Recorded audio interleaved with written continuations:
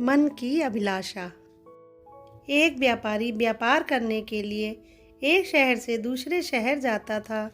बीच में रेगिस्तान का कुछ इलाका पड़ता था। वह आदमी एक नेगेटिव सोच वाला इंसान था। हमेशा शिकायत करता रहता था कि मेरे पास ये नहीं है, वो नहीं है, इसकी कमी है, उसकी कमी है।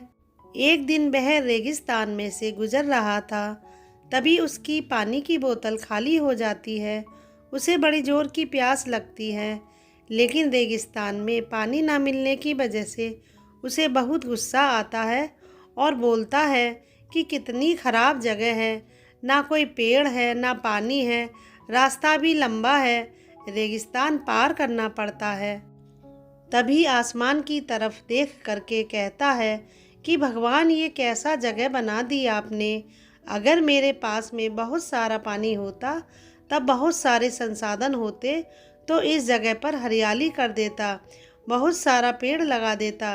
वह आदमी ऊपर देखकर ये सब बातें कह रहा होता है और ऐसा लग रहा था कि जैसे ऊपर वाले से जवाब की प्रतीक्षा कर रहा हो कि भगवान कुछ कह दे।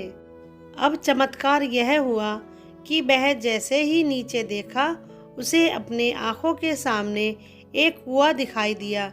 वह पूरी तरह से घबरा गया, क्योंकि उसने कभी भी उस रेगिस्तान में कुआं नहीं देखा था।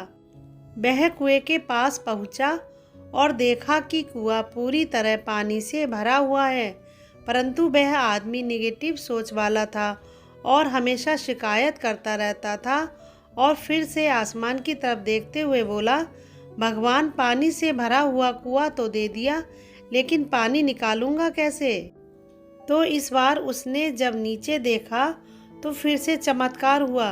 उसे कुएं के पास रस्सी और बाल्टी दिखाई दी, लेकिन आदमी फिर से ऊपर देखा और बोला, भगवान, अब इस पानी को ले जाऊंगा कैसे।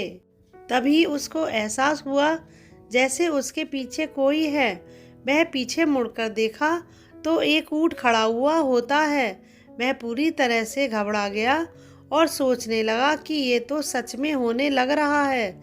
मैं बातों बातों में कह तो दिया, अब मुझे यहाँ हरियाली करनी पड़ेगी और पेड़ लगाने की जिम्मेदारी लेनी पड़ेगी। आदमी को पानी से भरा हुआ कुआं मिल गया, बाल्टी और रस्सी मिल गई, पानी को ले जाने के लिए ऊंट भी मिल गया, सब कुछ मिल गया। अब वह आदमी सोच रहा था कि ये मैं बातों बातों में क्या बोल दिया, ये तो गड़बड़ हो गया। अब वह तेजी से दौड़कर भागने लगा। वह भाग रहा था, उस जिम्मेदारी से बच रहा था। तभी एक कागज उड़ते हुए आया और इसके शरीर से चिपक गया।